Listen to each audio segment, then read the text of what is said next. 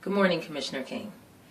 There is an urgent need for better methods of identifying, assessing, and providing school-based services for twice exceptional children. Better methods are needed so that these children may effectuate their rights provided under IDEA. Today I will focus on the identification and assessment processes.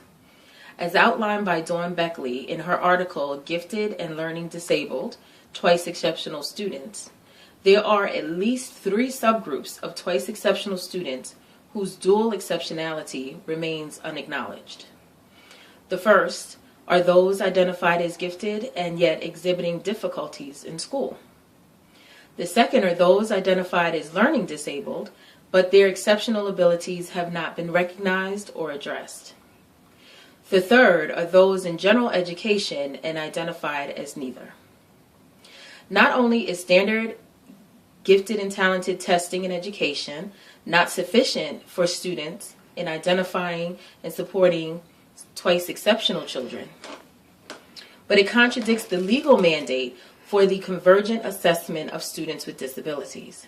It is my contention that although gifted and talented education is not a right, which it should be, under IDEA, twice exceptional children have the right to a free and appropriate public education in the least restricted environment possible. In this case, it would be with their gifted peers who do not have learning disabilities. And they have the right to non-discriminatory identification and evaluation. Specifically, placement decisions cannot be based on a single test score.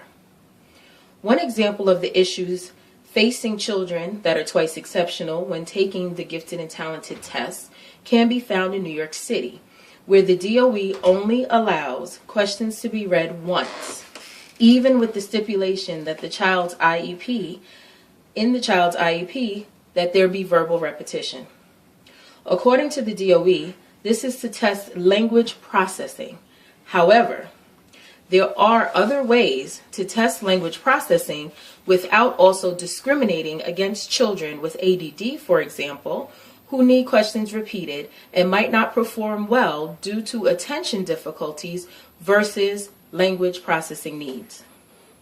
Alternative methods that can be combined for identification, assessment, and placement of twice exceptional children include a recent psychoeducational evaluation, recent IEP, narrative evaluations from current teachers and therapists, student portfolios, multidisciplinary team assessments, IQ tests, and other formal cognitive measures.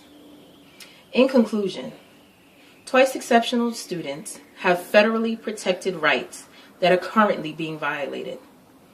The methods being used by the New York City Department of Education, for example, are clearly discriminatory, ineffective, and contradict the underlying principles of the IDEA.